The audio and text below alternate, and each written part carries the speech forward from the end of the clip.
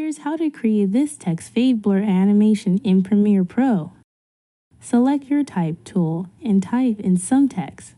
Then go to Properties and make whatever changes to the text that you want.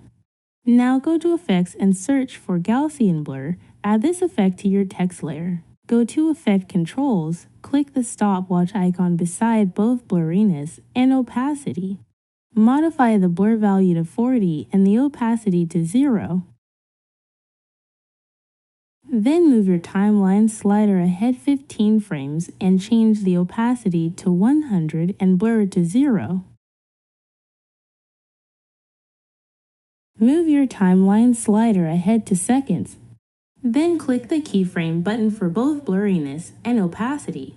Now move ahead 25 frames and modify opacity to 0 and blur to 40.